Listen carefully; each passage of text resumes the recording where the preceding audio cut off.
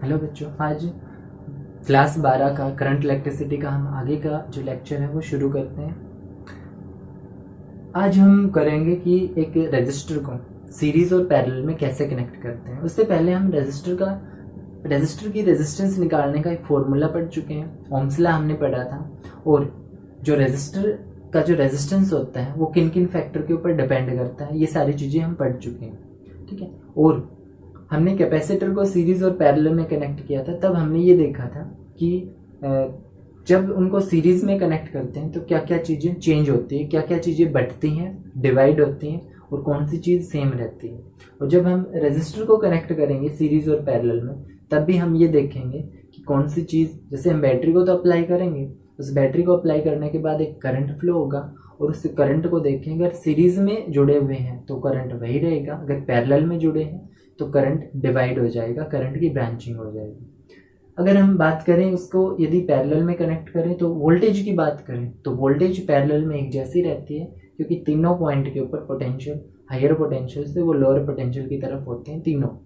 तो वहाँ पर जो पोटेंशियल डिफरेंस होगा वो बराबर रहेगा, लेकिन जो करंट होगा उसकी ब्रांचिंग हो जाएगी।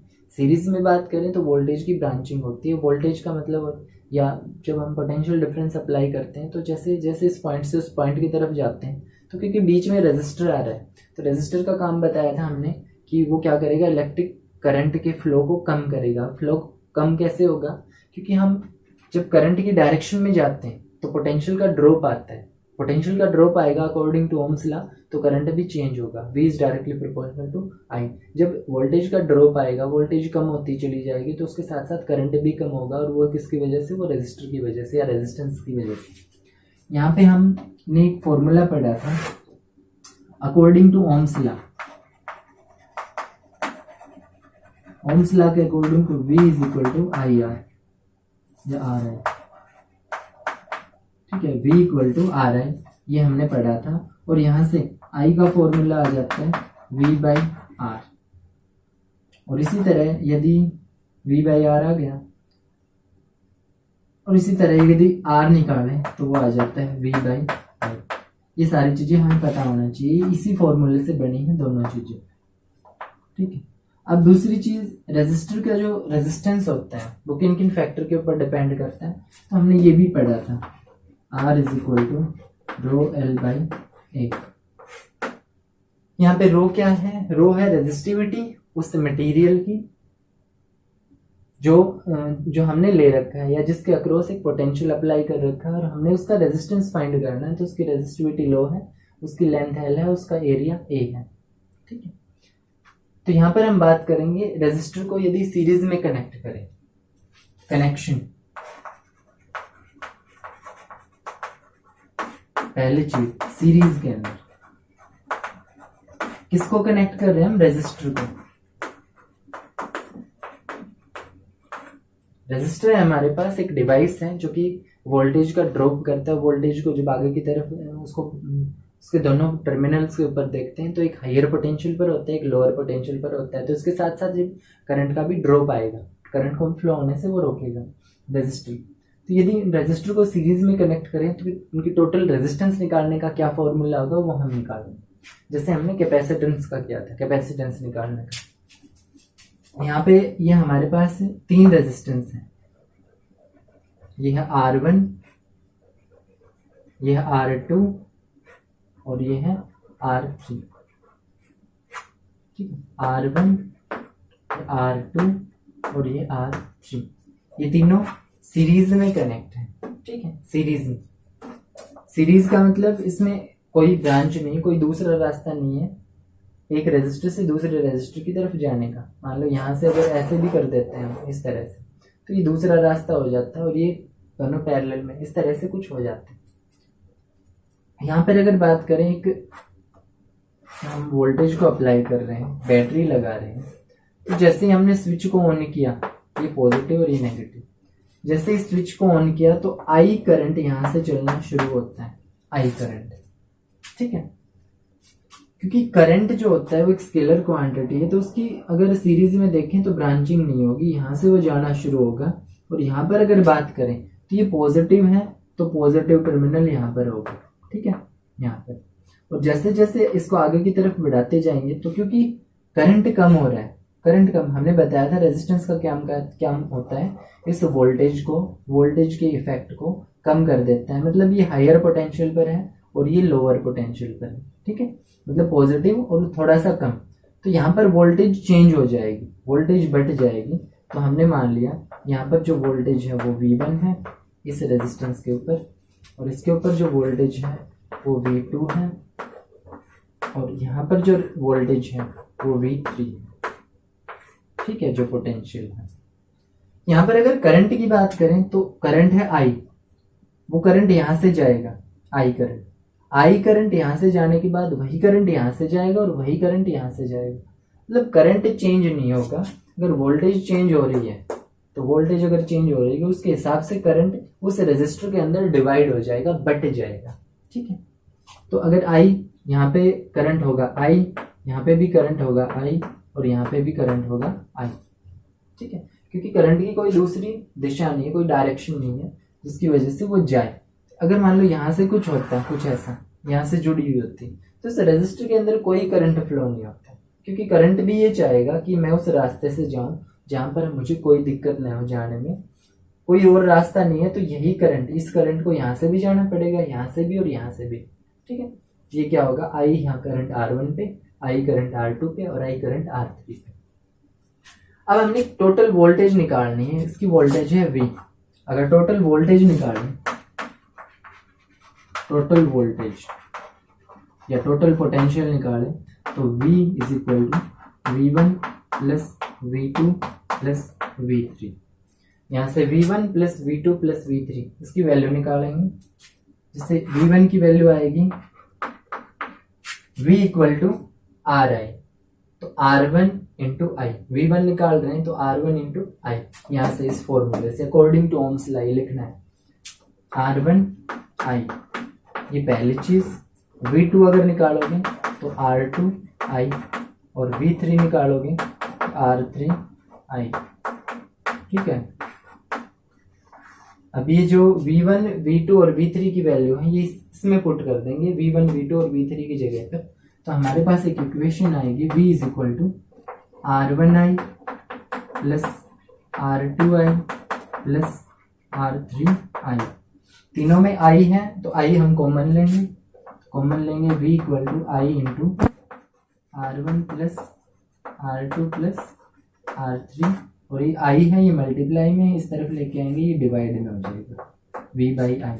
यहाँ देखो V बाई I किसका फॉर्मूला है, V बाई I ये है R का, और ये रेजिस्टेंस किस में कनेक्ट है, सीरीज में। तो सीधा हम फॉर्मूला लिख देंगे V बाई I ये हो जाएगा रेजिस्टेंस, और किस में है ये, सीरीज में, is equal to R1 plus R2 plus R3। ऐसे होगा ये सोल्व। अब सपोज करो हमने मान लिया फॉर्मूला आ गया हमारे पास, अगर तीन रेजिस्टेंस सीरीज में दिए हुए हो तो कैसे इनको सोल्व करेंगे। तो नेट रेजिस्टेंस निकालने के लिए इनको सीधा जोड़ दो, सीधा कनेक्ट कर दो।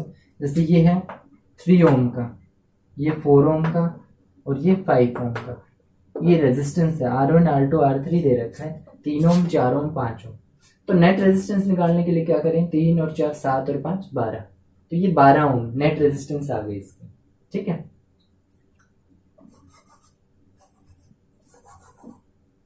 ये है रेजिस्टेंस इन सीरीज। यदि हम रेजिस्टेंस को पैरेलल में कनेक्ट करें तो उसके बाद हमें क्या फॉर्मूला मिलेगा, ठीक है, तो फॉर्मूला निकालेंगे। अब हम रेजिस्टेंस को पैरेलल में कनेक्ट करेंगे तो हमारे पास ये 3 रेजिस्टेंस है, वही बात है, ये R1, ये R2 और ये R3। 3 रेजिस्टर है हमारे पास। तीनों को यदि कनेक्ट करें एक बैटरी के साथ, जैसे ही स्विच ऑन करते हैं, ये है R1, ये है R2 और ये है R3। जैसे ही स्विच ऑन करते हैं यहां से I करंट फ्लो होना शुरू होता है, I, ठीक है, और I करंट यहां से वापस आता है यहाँ। तो अगर ये बात करें यहाँ पर तो क्योंकि 3 जगह हैं, ये यहाँ पर, ये यहाँ पर, तो कुछ करंट यहाँ पर चला जाएगा, कुछ करंट यहाँ पर चला जाएगा और कुछ करंट यहाँ पर चला जाएगा। हमने मान लिया कि I1 करंट यहाँ पे चला गया, I2 यहाँ पे चला गया और I3 यहाँ पे चला गया। करंट की ब्रांचिंग हो गई, करंट बट गया एक पॉइंट पे आकर के, कुछ करंट यहाँ पर, कुछ यहाँ पर और कुछ यहाँ पर नीचे की तरफ चला गया। वापस जब आते हैं तो ये जो टोटल करंट है हमारा, यही जुड़ करके I बन जाता है। यहाँ पे अगर चार्ज कंजर्व्ड है तो यहाँ पे करंट भी कंजर्व्ड है। हम ये कह सकते हैं कि जितना करंट यहाँ से शुरू होगा उतना ही करंट यहाँ पर आकर के मिलेगा। मतलब I1, I2 और I3 को यदि ऐड कर दें तो टोटल करंट I बनेगा हमारे पास। ठीक है। अब यदि पोटेंशियल की बात करें, अगर V वोल्ट है तो ये तीनों है पैरेलल में मतलब पॉजिटिव, तो ये है पॉजिटिव, तो ये हिस्सा भी पॉजिटिव। इस हिस्से की अगर बात करें तो ये हिस्सा हायर पोटेंशियल पर रहेगा। अगर पॉजिटिव टर्मिनल यहाँ पर भी है, यहाँ पर भी है और यहाँ पर भी है, वही बात है, जितना यहाँ पर पोटेंशियल है उतना इन तीनों टर्मिनल के ऊपर पोटेंशियल है, और जितना यहाँ पर पोटेंशियल है लोअर पोटेंशियल, उतना इन तीनों टर्मिनल्स के ऊपर पोटेंशियल है। तो क्या होगा, पैरेलल में यदि बात करें तो पोटेंशियल डिवाइड नहीं होता है, पोटेंशियल एक जैसा रहता है, क्योंकि वो हायर पोटेंशियल से लोअर पोटेंशियल की तरफ जा रहे होते हैं। यहाँ पर हायर पोटेंशियल है, यहाँ पर लोअर पोटेंशियल है। जितना पोटेंशियल यहाँ पर होगा इनके तीनों पॉइंट्स के ऊपर होगा, जितना पोटेंशियल यहाँ पर होगा उनके ये इन तीनों पॉइंट के ऊपर होगा। तो यहाँ पे इसमें भी पोटेंशियल V है, यहाँ पर भी पोटेंशियल V है और यहाँ पर भी पोटेंशियल V है। अगर यहाँ पे वहाँ पीछे हमने निकाला था नेट वोल्टेज, यहाँ पे वोल्टेज तीनों में एक जैसी है और करंट बट रहा है, तो जो चीज बट रही है उसको निकालो, तो टोटल करंट, क्योंकि करंट स्केलर क्वांटिटी, इसके करंट को हम सीधा ऐड कर सकते हैं, I1 plus I2 plus I3। ठीक है, इसको इक्वेशन 1 डालो। अब I1, I2 और I3 की वैल्यू निकाले यहाँ से, तो I1 हमारे पास फॉर्मूला होता है V इक्वल टू IR और I is equal to V by R. तो यहाँ पे वोल्टेज है V और I1 करंट निकाल रहे हैं तो इसका रेजिस्टेंस है R1, तो I1 हो जाएगा V बाई R1, I2 हो जाएगा V बाई R2 और I3 हो जाएगा V बाई R3। इस इक्वेशन से V बाई R से, तो I1 इज इक्वल टू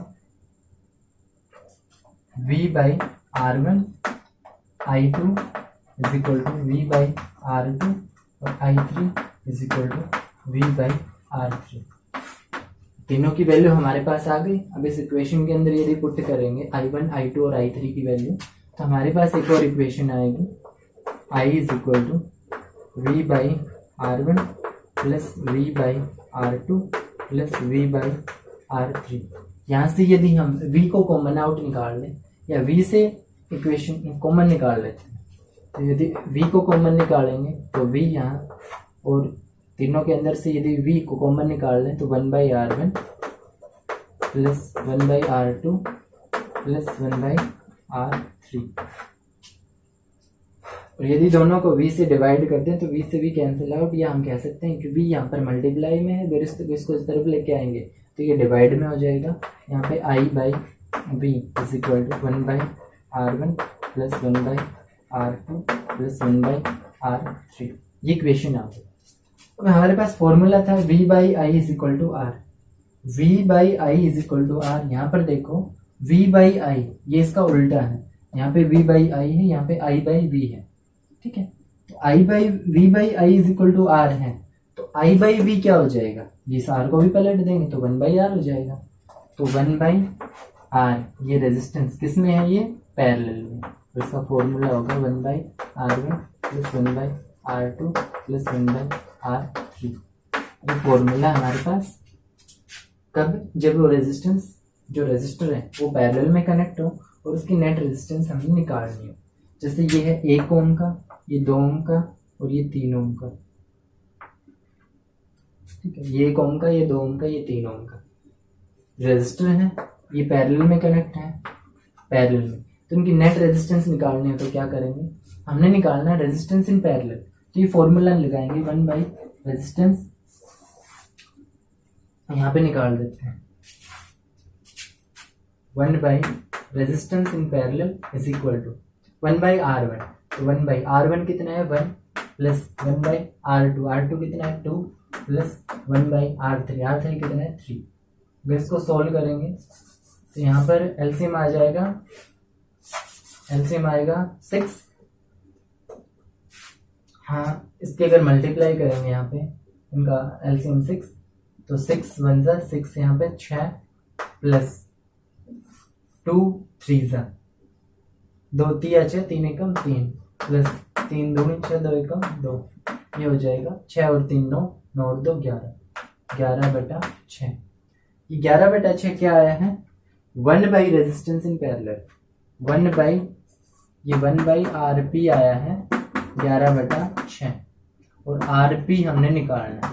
तो अगर इसको पलटा है तो हम इसको भी पलटेंगे, ठीक है। यदि इसको पलट दिया है तो इसको भी पलटेंगे, तो ये हो जाएगा 6/11 ओम, जो कि 1 से भी छोटा है, ठीक है, जो कि 1 से भी छोटा है। रेजिस्टेंस को यदि पैरेलल में कनेक्ट करें तो वो लेसर देन लीस्ट आता है। लेसर देन लीस्ट का मतलब जो पैरेलल में जो सबसे छोटा रेजिस्टेंस लगा रखा है उससे भी छोटी आएगी नेट वैल्यू, नेट अगर रेजिस्टेंस निकाले तो। यदि वो तीनों सीरीज में कनेक्ट हैं तो वो बिगर देन बिग आएगा, जो लार्जर देन लार्ज, जो लार्ज सबसे बड़ा जो है, जैसे ये 3 ओम का था सबसे बड़ा, हमने नेट रेजिस्टेंस निकाली थी 3 और 2 5 और 1 6, तो 3 से भी बड़ा आया। और अगर पैरेलल में कनेक्ट है तो वो आई है 6/11, मतलब 0 पॉइंट समथिंग, तो वो 1 से भी छोटा है, छोटे से भी छोटा है।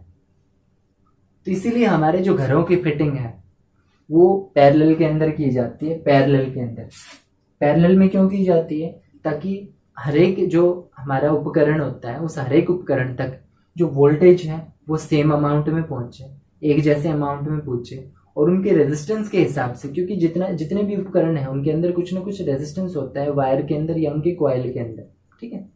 तो उनके रेजिस्टेंस के हिसाब से करंट डिवाइड हो जाता है, और वहां तक, जैसे घरों में यदि 220 वोल्ट आता है, घरों में यदि 220 वोल्ट एसी आता है, तो घर के हर एक उपकरण तक जो जो पैरेलल में कनेक्ट है वहां तक 220 वोल्ट ही जाएगा, और घरों के उपकरणों के रेजिस्टेंस के हिसाब से, प्रतिरोध के हिसाब से उनके अंदर करंट की ब्रांचिंग हो जाएगी, करंट बट जाएगा। जिसका रेजिस्टेंस ज्यादा है उसका करंट कम आएगा उसके पास, और जिसका रेजिस्टेंस कम है उसके पास करंट बहुत ज्यादा आएगा। तो यहाँ से हम बात करें कि भाई कहाँ पर कैसे कनेक्ट होते हैं, तो वो पैरेलल में कनेक्ट होते हैं, ठीक है, पैरेलल।